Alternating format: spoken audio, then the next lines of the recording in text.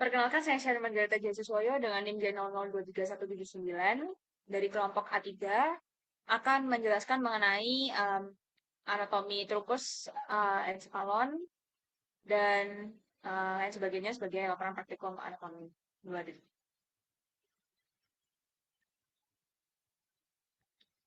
Jadi yang pertama saya akan menjelaskan mengenai area Brodmann. Area Brodmann ini merupakan area yang bisa menjadikan kita apa ya kayak ada sensor dari primer, sensor sekunder. Jadi kayak kalau misalnya ada rangsangan dari suhu, tekanan, proprioseptif gitu-gitu, kita bisa nangkepnya di otak itu melalui area Brodmann ini. Jadi area Brodmann yang mempengaruhi gerakan tangan, wajah, nyeri serta suhu itu khususnya adalah area Brodmann 4, 6, dan 312. Yang dimana area 4 merupakan area motorik primer di gyrus presentralis, yaitu yang ini, gyrus presentralis, lalu area um, motorik area 6 itu adalah area motorik yang sekunder di gyrus yang postsentralis. Gyrus yang postsentralis. Lalu ada area 312, dia itu adalah sensorik primer. Jadi aku akan jelasin dari angka yang terkecil dulu. Jadi yang 312 itu area sensorik primer. Gunanya untuk rangsangan sensasi seperti kualitas dan kuantitas dari suhu, raba, tekan, dan nyeri gitu. Lalu yang area motorik 4 itu adalah motorik primer. Jadi untuk kayak gerakan volunteer gitu, gerakan volunteer wajah gitu. Itu area 4 motorik primer. Lalu yang area 6 itu ada motorik sekunder, berarti dia kayak um,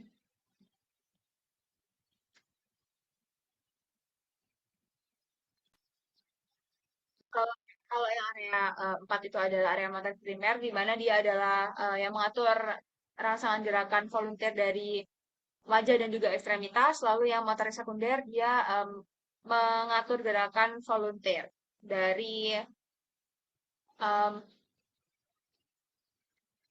dari kayak ekstremitas juga, tapi mereka ini sebenarnya berikatan. Jadi kalau misalnya motorik primer itu kayak contohnya kita mau megang gelas. Jadi motorik primer itu yang kita megang nih, tapi untuk menguatkan otot-ototnya itu dibantu oleh motorik sekunder gitu. Lalu ada area Brodmann yang 17. Jadi aku rutin dari yang angka-angka kecil dulu. Ada 17 di belakang sini di daerah lobus occipitalis. Jadi dia itu fungsinya untuk area visual primer untuk ya jarak penglihatan gitu, ada di belakang. Lalu ada 18-19 area visual sekunder di dekat-dekat sini tetap di lobus occipitalis. Dia fungsinya sama untuk visual, jadi untuk apa interpretasi gitu-gitu kayak apa persepsi gitu, persepsi terhadap penglihatannya kayak gitu-gitu. Lalu ada 22 area auditory sekunder. Jadi dia itu ada di daerah tadi.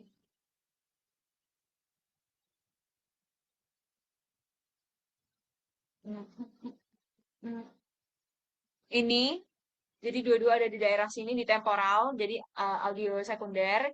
Dia untuk rangsangan pendengaran, eh ya, untuk rangsangan pendengaran, ya benar rangsangan pendengaran. Terus ada 39, 40 dan 22. Jadi dia itu ada namanya khusus yaitu adalah area Wernicke. Nah, area Wernicke ini bisa juga disebut area bicara sensori. Jadi dia itu gunanya untuk kayak interpretasi bahasa, kayak gitu-gitu.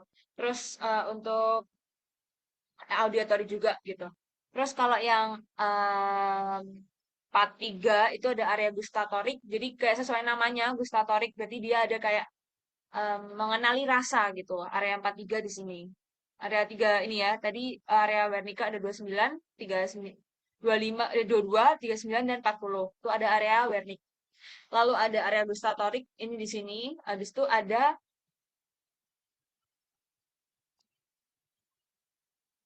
41, 42 yaitu adalah auditory yang eh, primer, auditory primer, rangsangan suara.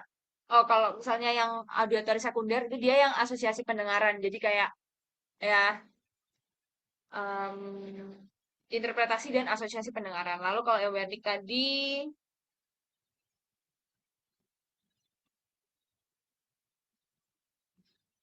ya, jadi kayak dia mampu mengolah dan memahami bahasa baik lisan maupun tulisan itu yang Wernicke. Lalu lanjut, oh ya, jadi kalau misalnya area Broca sama Wernicke ini ada lesi, ke pertama yang area ini dulu Broca. Jadi area Broca dulu. Jadi kan dia kan area bicara motorik. Jadi kalau misalnya ada lesi pada area Broca, jadi dia itu nggak bisa em, menjawab, tapi dia bisa memahami gitu. Tapi dia nggak bisa jawab, nggak bisa menanggapi dengan sangat baik gitu. Itu ada di area em, Broca. Tapi kalau di area Wernicke, dia nggak paham, jadi dia juga nggak bisa menjawabnya dengan sangat baik gitu. Dia kalau ada lesi di area Wernicke. Terus ada Tractus pyramidalis. Jadi traktus piramidalis itu dia itu merupakan area motorik primer dan sekunder yang mana tadi udah kita bahas di slide sebelumnya kalau area motorik itu ada di Broadman 4 dan 6, motorik sekunder dan motorik primer gitu. Lalu dia jalan ke medulla spinalis ke sini, lalu melewati traktus decussatio ini piramidalis dan nanti dia tuh bersilangan, di mana kalau misalnya yang lateral dia akan bersilangan jadi ke sini, kalau yang anterior dia nggak bersilangan. Jadi, tapi akhirnya dia akan keluar menuju ke traktus corticospinalis yang anterior gitu. Oh, enggak, itu yang enggak bersilangan maksudnya. Kalau yang bersilangan berarti dia ke traktus corticospinalis yang lateralis. Nah, sebenarnya mereka itu nanti juga bakalan keluar menurut kayak apa ya itu lubang spinalnya yang sesuai gitu loh. Lalu traktus ekstrapiramidalis. Nah, traktus ekstrapiramidalis ini fungsinya sebenarnya kayak dia menyokong daripada fungsi traktus piramidalis gitu. Jadi sama-sama motorik untuk fungsi motorik, pengendali aktivitas motorik. Lalu korteks motorik cerebri ada korteks motorik cerebri dan traktus piramidalis gitu. Lalu fungsinya tadi kayak yang udah aku bilang menunjang fungsi traktus piramidalis. Nah, traktus ekstrapiramidalis ini terdiri dari 4 traktus. Dan kan ekstrapiramidalis ini kayak dari atas ke bawah gitu. Jadi belakangnya ini spinalis gitu. Belakangnya spinalis kayak vestibulospinalis gitu. Itu fungsinya untuk keseimbangan dan juga tonus otot. Lalu traktus re, apa namanya reticulospinalis dia itu untuk em, dari pons, misalnya dari pons, terus traktus reticulospinalis. Oh, itu yang ventrolateraalis dari pons. Kalau yang traktus reticulospinalis yang lateralis berasal dari medulla oblongata. Ini dari medulla oblongata. Jadi dia tuh banyak banget ini kayak traktus ini apa? Tectospinalis yang ini. Traktus tectospinalis ini dari aduh maaf. Dari mesenfalon menuju ke medula. Ini kan mesenfalon ke medula sini spinalis. Habis itu ada traktus vestibulospinalis. Dia itu sini, dari sini.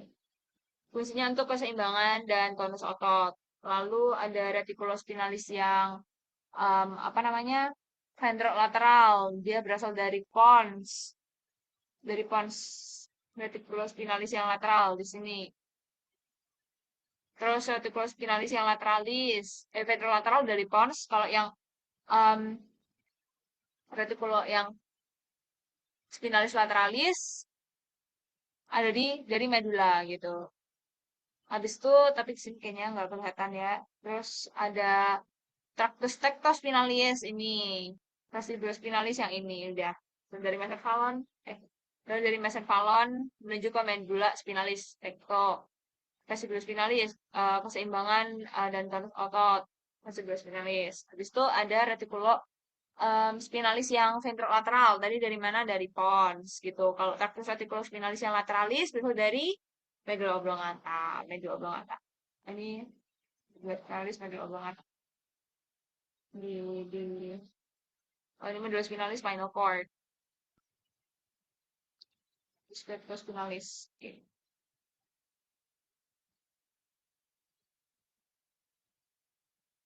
Terus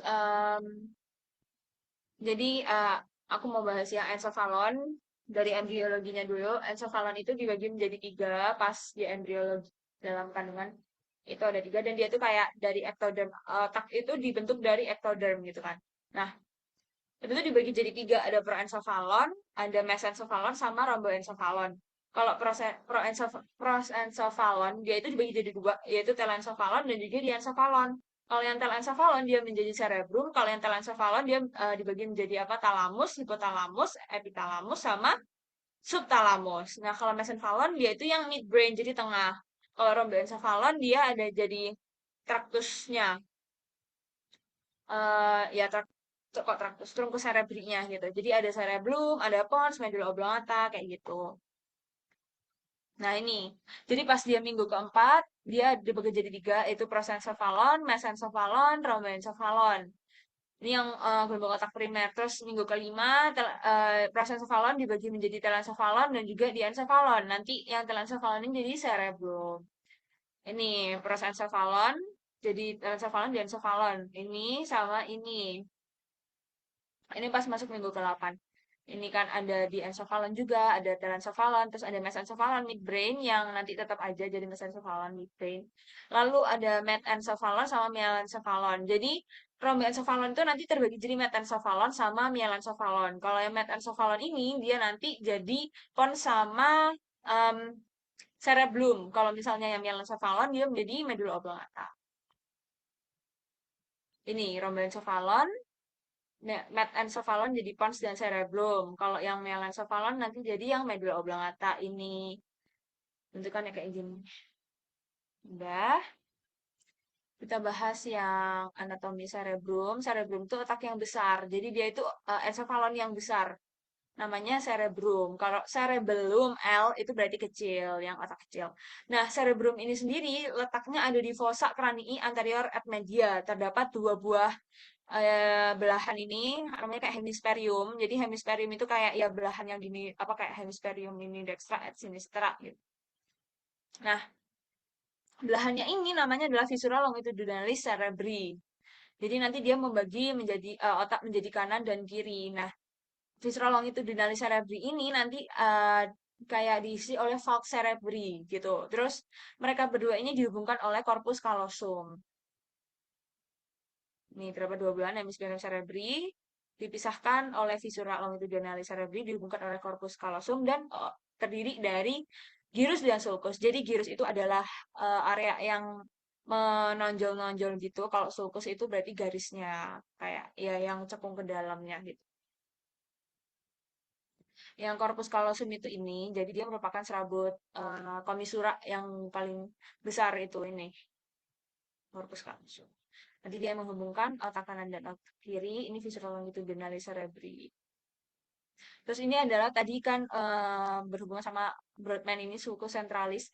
Jadi tadi ada kayak aku sebutin mention kayak gyrus presentralis sama gyrus postsentralis. Jadi kalau misalnya dia di sini di belakang dari sulcus centralis ini berarti dia gyrus postsentralis, kalau yang di depannya berarti gyrus presentralis. Gitu.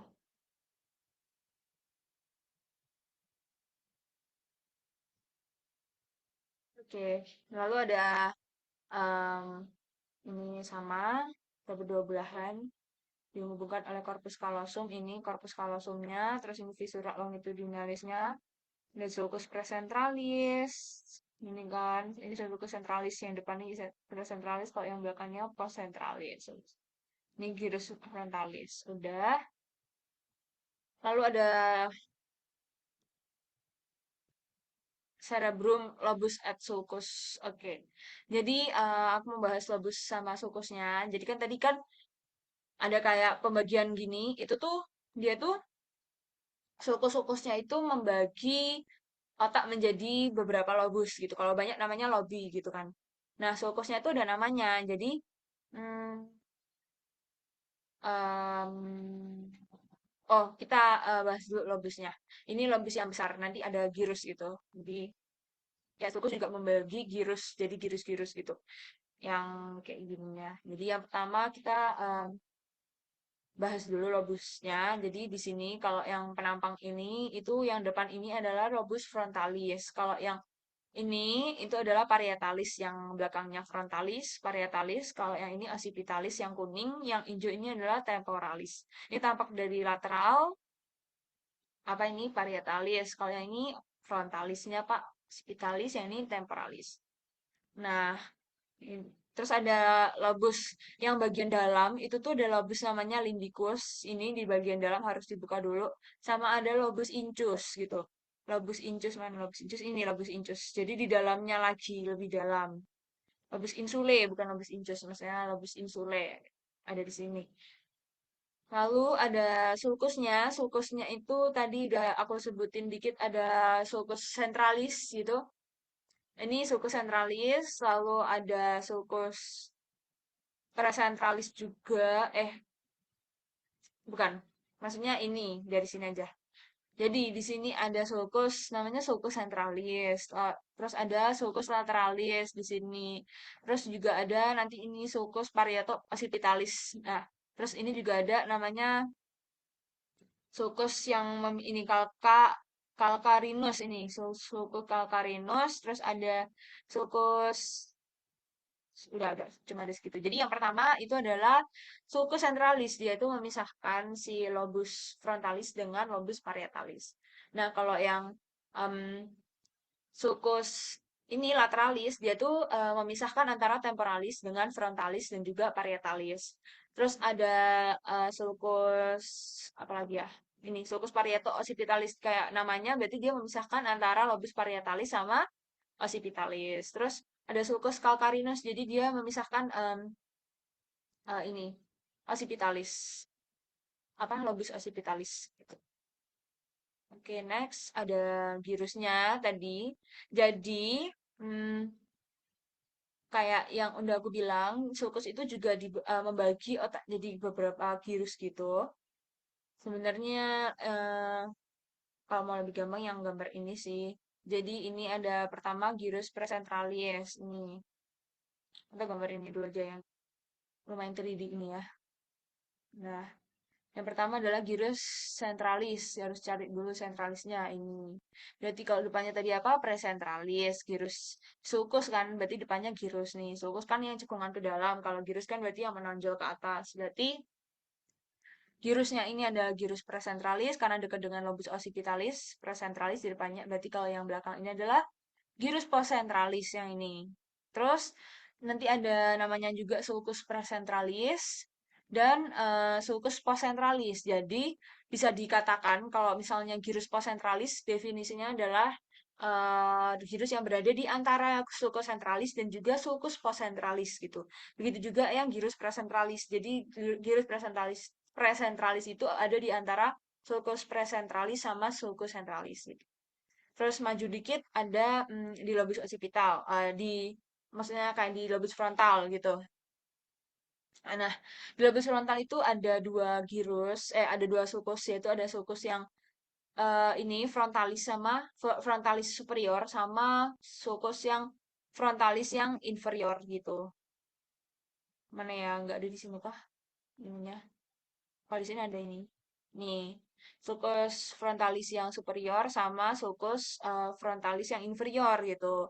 Jadi dia juga nanti dibagi menjadi ini kan ada 3 gyrus gitu. Jadi gyrus frontalis superior berarti dia ada di superior daripada sulcus frontalis yang superior. Kalau yang medius berarti berada di antara sulcus frontalis superior dan juga sulcus frontalis inferior. Terus kalau yang gyrus frontalis inferior berarti dia ada di inferior daripada sulcus frontalis inferior gitu. Terus ada kita ke belakang ke occipitalis. Jadi di occipitalis ini dia ada oh ini parietalis dulu. Di antara parietalis ini dia itu dipisahkan oleh sulcus namanya intraparietalis gitu. Jadi nggak ada yang superior ataupun inferior namanya intraparietalis gitu. Jadi yang ini adalah gyrus supramarginalis, yang ini adalah gyrus angularis lobus parietalis superiornya di sini. Ini lobus parietalis superior, yang ini inferior dipisahkan oleh sulcus intraparietalis. Benar. Sulcus intraparietalis. Terus kita ke lateral, ke temporal, lobus temporal, itu ada tiga sulcus, ada sulcus yang medius, ini, mana ya, sulcus medius. Oh ini dulu, sulcus temporalis inferior, sama sulcus temporalis superior. Oh, bentar. Tapi sini ada middle temporalis sulcus gitu, jadi aku juga bingung sih. eh, yang benar itu inferior atau jadi kalau di sini itu ada middle temporalis sulcus gitu sama superior temporalis sulcus gitu cuma ada dua jadi medius sama eh, superior gitu kan jadi kalau misalnya yang superior temporal gyrusnya berarti dia ada di superior daripada sulcus temporalis superior kalau yang inferior berarti dia ada di inferior daripada sulcus temporalis medius gitu. Terus ada gyrus temporalis medius berarti dia di antara sulcus temporalis superior sama sulcus medius temporalis medius gitu. Nanti aku tanyain lagi udah ini kan gyrus parietalis dipisahkan oleh sulcus intraparietalis gitu. Terus adanya frontalis sudah dibahas tadi. Oke. Jadi lalu ada yang ada di dasar sulcus lateralis gitu, itu ada lagi namanya gyrus longus insulae. Insulae itu yang ini tadi di dalamnya ini insulae. Gyrus longus insulae sama gyrus brevis insulae. Habis itu dipisahkan oleh sulcus centralis gitu. Terus sulcus circularis kayak namanya circularis berarti dia mengelilingi gyrus insulae. Terus ada limen insulae juga. Terus kalau yang mengelilingi corpus callosum yang gede tadi, itu ada gyrus cinguli, terus ada gyrus parahipokampalis, area subkalosi, sama formatio hippocampli. Oke. Terus cerebellum, itu bagian otak kecil yang ini. Jadi dia itu ada tiga bagian, namanya archicerebellum, terus paleocerebellum, sama neocerebellum. Oke. Jadi yang pertama adalah archicerebellum. Archicerebellum itu dia diisi oleh nucleus vasticus. Nucleus vasticus ini fungsinya untuk apa? Keseimbangan. Nih, nucleus vasticus, keseimbangan. Terus ada yang namanya paleocerebellum. Paleocerebellum itu, oh ini dulu. Jadi eh archicerebellum itu dia ada di lobus fluconodularis. Lobus fluconodularis berarti ini tengah-tengah ya, tengah-tengah di fluconodularis. Dia berarti dan apa lobus fluconodularis dan juga lingula dia itu isinya adalah nucleus vasticus untuk keseimbangan.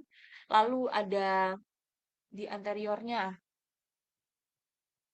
ada paleocerebellum, dia itu diisi oleh nukleus apa emboliformis dan juga nukleus globosus, emboliformis dan juga globosus. Ini nuklei cerebri ini yang emboliformis, yang ini yang globosus. Gitu.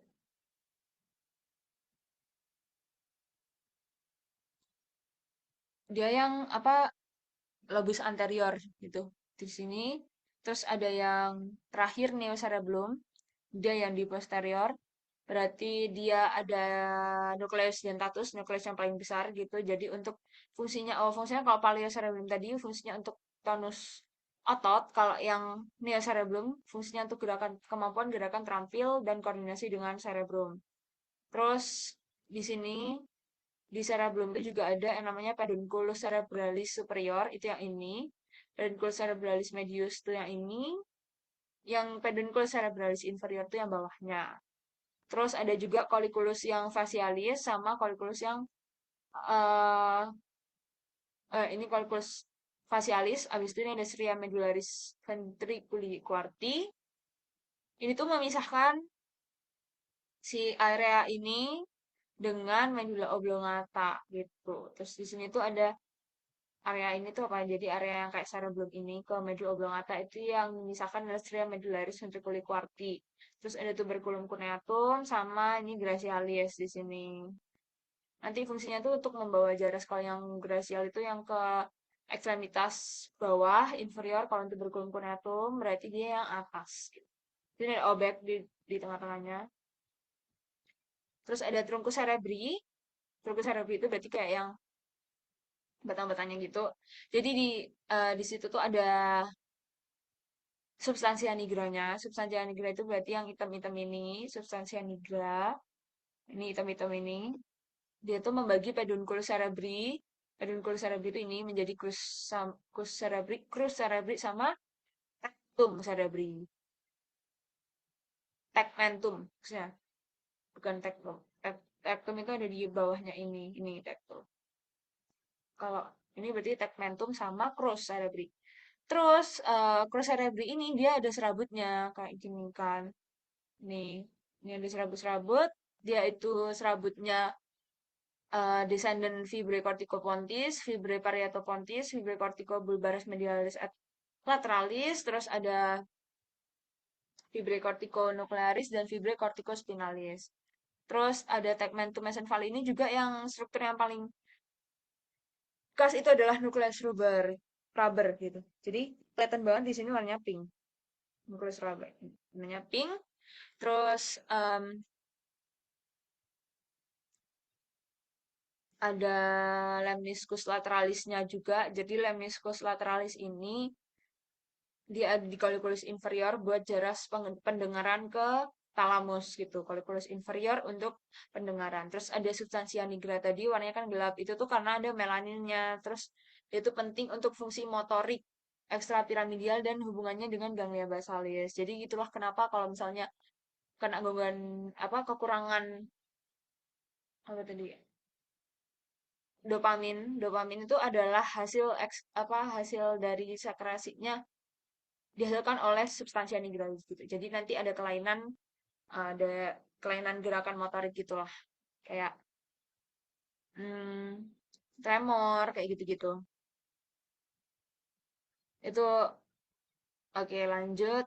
Jadi substansia nigranya ada dua pars, yaitu ada pars compacta, ini di bawahnya ini pars compacta. Pars compacta itu yang warnanya lebih gelap. Kalau reticularis di ventralnya dia nggak ada pigmennya, jadi di sini digambar kayak abu-abu gitu. Terus kalau yang pars compacta ini dia kan gelap tuh. Nah, kayak yang udah aku bilang, jadi si substansia nigra itu menghasilkan dopamin. Ini kan hasil sampingan pembuatan dopamin untuk lintasan dopaminergik. Terus pars reticularis ini nggak ada pigmennya. Terus ada di sini tuh ada juga fossa interperpendicularis nanti tempat keluarnya nervus 3. Ada aqueductus mesencephaly itu yang tengah ini, lubang ini tengah. Fungsinya buat apa? Jadi fungsinya untuk menghubungkan ventriculus arterius dan juga ventriculus quartus. Tuh. Terus ada medulla spinalis. Jadi di medulla spinalis itu dia ada kayak pembesaran gitu. Nah, tapi sebelumnya di sini tuh ada ligamen namanya ligamentum denticulatum yang mengfiksasi medulla spinalis. Apakah kelihatan? Pokoknya di samping-sampingnya sini ya, nanti ada ligamennya gitu. Oke, terus jadi yang pertama itu ada intumesentika cervicalis. Dia tuh kayak pembesaran di cervicalis gitu. Klimaksnya di C6. Tapi dia awalnya dari C2 sampai T2. C3 sampai T2 gitu. Klimaksnya di C6. Berarti bengkaknya tuh di C6. Paling bengkak. Terus ada intumesentika yang lumbosakralis ini. Lumbalis ya. Intumesentika lumbalis. Jadi dia itu klimaksnya di T12 dari T10 sampai ke L2 gitu. Ini klimaksnya di T12. Oh, terus ada yang namanya konus medularis. Konus medularis itu kan namanya konus, jadi kerucut. Nih, sebelum membentuk cauda equina. Cauda equina itu kayak ekor kuda gitu, jadinya udah serabut-serabut. Ini adalah konus medularis. Ini konus medularis.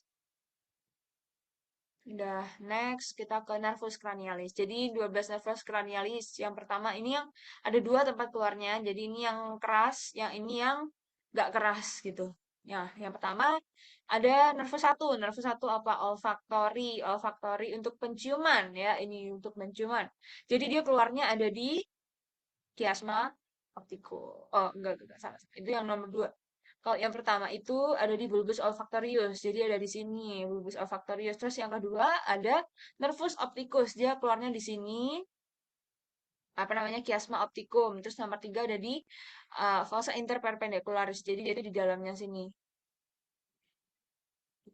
ini loh. Di dalamnya sini tuh kan yang tadi itu ada namanya fossa interperpendicularis nih. Tiga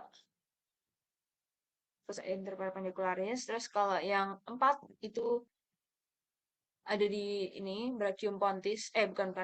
Ada empat tuh ada di um, colliculus inferior. Colliculus inferior, caudal colliculus inferior itu yang empat di sini. Tapi dia di dalamnya jadi nggak kelihatan. Terus ada itu yang empat ini ya. Terus ada yang lima abdusan lima yang satu, lima cabang satu dia ada di brachium pontis. Lima cabang satu ya. Oke. Terus ya pokoknya lima gitu ada di brachium pontis. Habis itu brachium pontis tuh di sini deh. Di sini deh. Ini loh brachium pontis ya di sini. Ini tangan-tangannya dari pontis ini kan pons. Jadi dia ini tangan-tangannya ini brachium pontis. Habis itu habis tadi berapa lima ya? Oke, brachium pontis lima. Terus yang enam, lima itu kan trigeminus. Berarti enam apa? Enam adalah abdusen. Abdusen tadi di caudal colliculus inferior gak kelihatan. Terus 6 itu ada di sulcus bulbopati yang caudal colliculus itu yang 4 ya. 4 ini berarti tadi. Kalau yang 6 ini dia ada di ini sulcus bulbopontis. Kalau yang em, 5, 6, tadi ini 7 8 ini ada di angulus cerebropontinus. Angulus cerebropontinus, ini kan 78, angulus cerebropontinus berarti di lengkungannya sini, lengkungan dari pontis. Terus um, 9, 10, 11 dia ada di sulcus ventrolateralis yang ini, ventrolateralis. Kalau yang ini yang di depan ini sulcus anterolaterales berarti dia nervus 12 aja gitu. Nah, itu yang lunak, yang di otak lunak. Ini yang sekarang di lubangnya. Jadi yang pertama ini nervus 1 ada di lamina cribrosa. Nervus 2 ada di canalis opticus. Kan dia nomor satu tuh olfactorius. Ini opticus ada di canalis opticus. Oculomotorius berarti apa? Nervus 3. Nanti dia rame-rame ada di visceral orbitalis superior 34. 34 berapa ya? 34 5 kan? Iya, 345 cabang satu. Terus ada 5 cabang 2 dia di foramen yang jugulare. Terus kalau yang 5 cabang 3 di foramen ovale. Bukan jugulare tapi rotundum. Itu yang 5 cabang 2. Foramen rotundum ini. Terus kalau yang ovale berarti 5 cabang 3. Mandibularis. Habis itu 6. 6 7 dia berarti ada di mana ya? Ini loh, acousticus internus ini. Acousticus internus dia berarti di nervus tempat keluarnya nervus 6 dan 7 ya. Nih. 6 itu mah ada di ini. 6 itu ikut 5 6.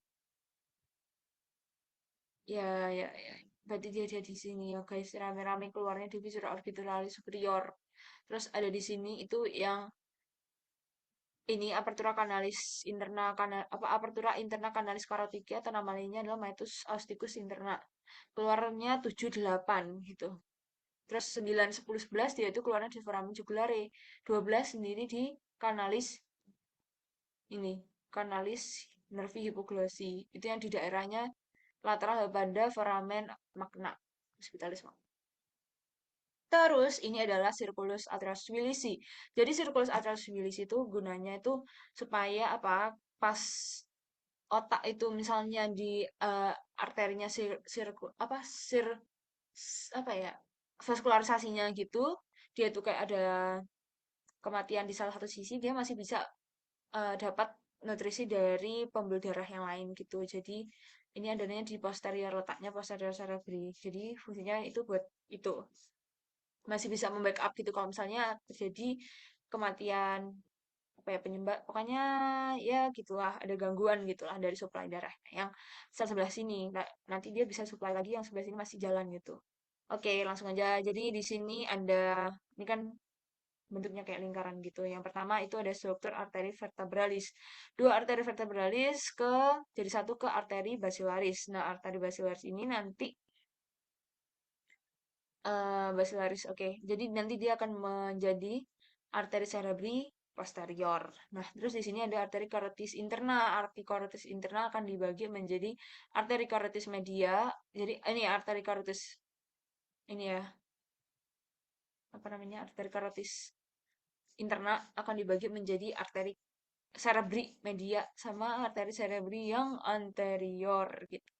Yang posterior apa ya? Ini loh.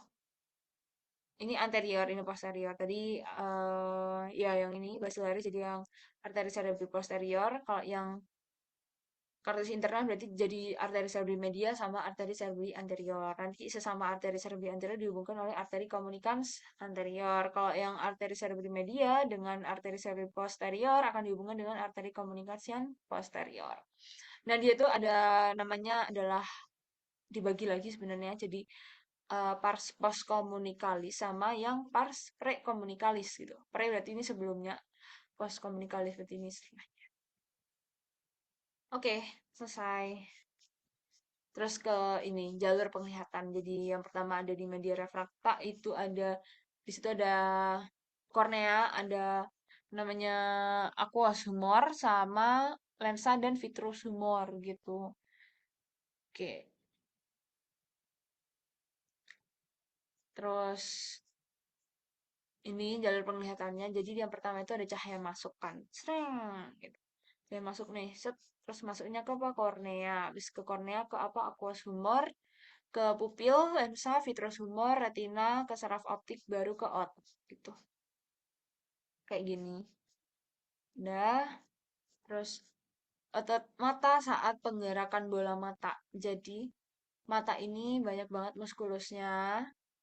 Ini yang pertama itu tuh ada musculus obliquus yang superius.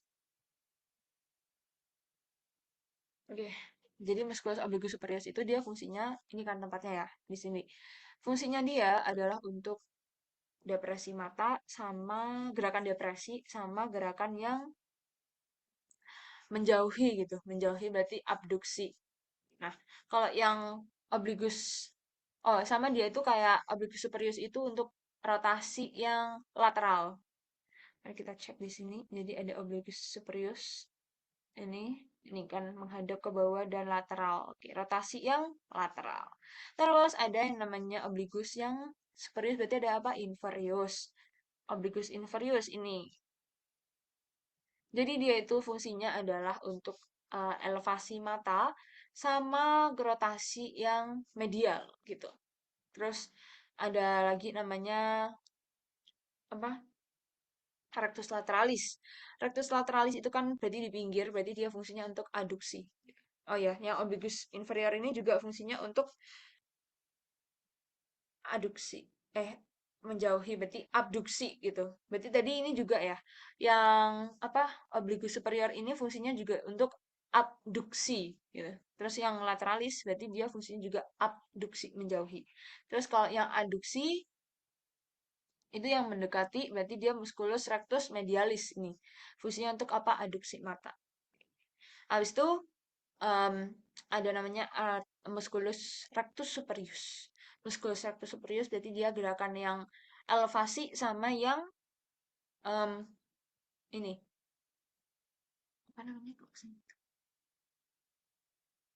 Ini nih kita cek ya apa rectus superius di sini kita cek. Rectus superius mengangkat kornea ke atas dan medial. Oke, terus kalau yang rectus inferius menurunkan kornea ke bawah ya kan depresi dan medial berarti yang abduksi kan menjadi berarti aduksi gitu. Oke, yang rectus itu yang rectus superior, inferior itu dia berarti aduk up apa ya? Aduksi mendekat. Apa tadi rectus superior ini sama rectus yang inferior. Rectus inferior mana? Rectus inferior.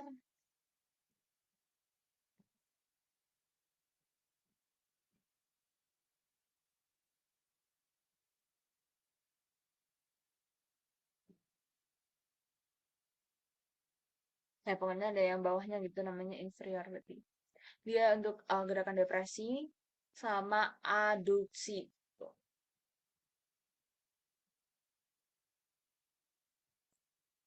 Oke, ini kok. Nah, terus syaraf simpatis dan parasimpatis. Jadi pada sistem syaraf simpatis, pengalihan dari neuron ke satu ke neuron kedua terjadi di trunkus simpatikus atau ganglion trunkus simpatikus untuk badan dan ekstremitas. Terus di ganglion prevertebral untuk organ visceral dan ganglion dekat organ, yaitu organ visceral atau di dalam organ itu sendiri, hanya kelenjar adrenal. Nah, pada sistem syaraf parasimpatis itu tuh ada peralihannya di nervus vagus terjadi di ganglion dekat organ. Terus ada syaraf simpatis dan parasimpatis. Jadi bedanya kalau syaraf simpatis itu bagian yang merasa dalam sistem syaraf otonom nggak sadar. Terus reaksinya itu fight or flight.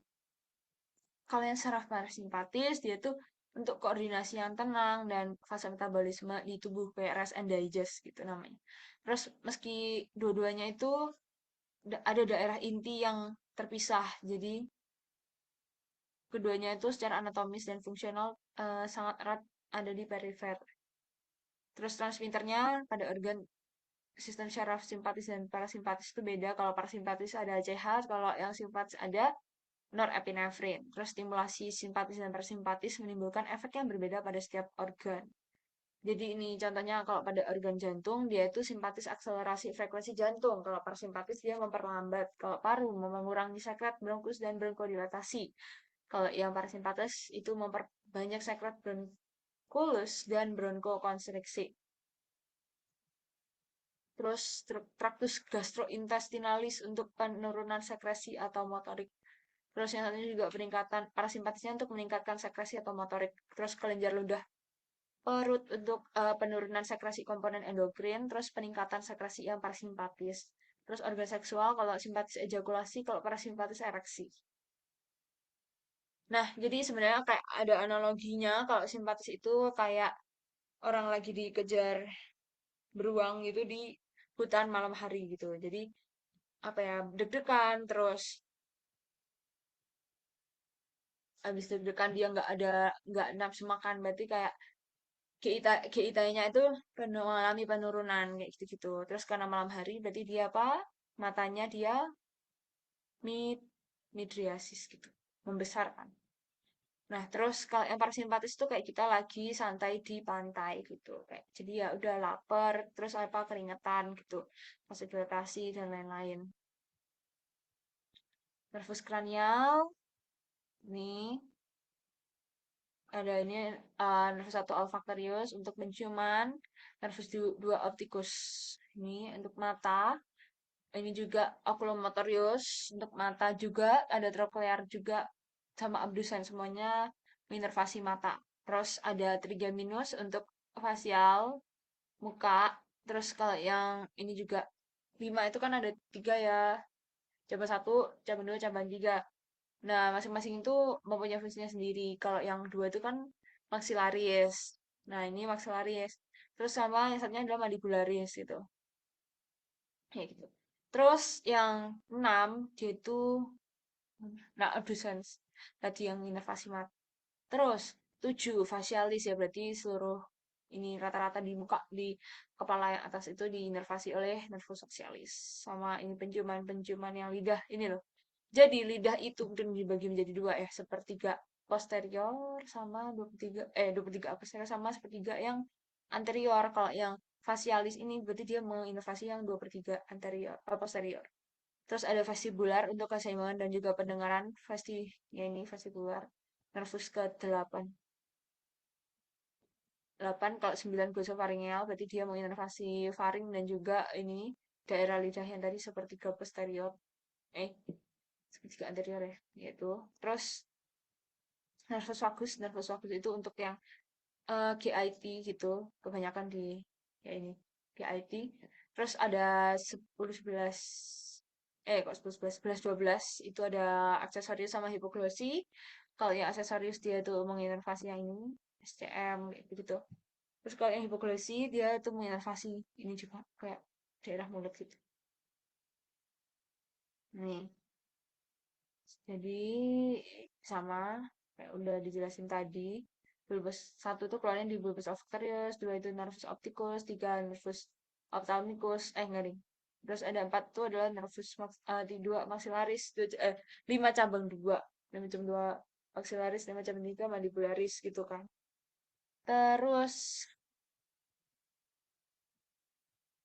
ada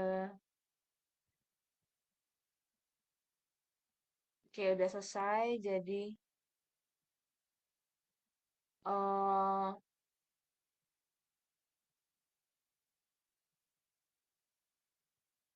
ini ada daerah yang menjadi tempat bekerjanya si nervusnya itu kalau ini ada cavitas nasi nervus satu kayak gitu kayak aku jelasin tadi jadi udah sekian laporan anatomi saya terima kasih dan semoga bermanfaat.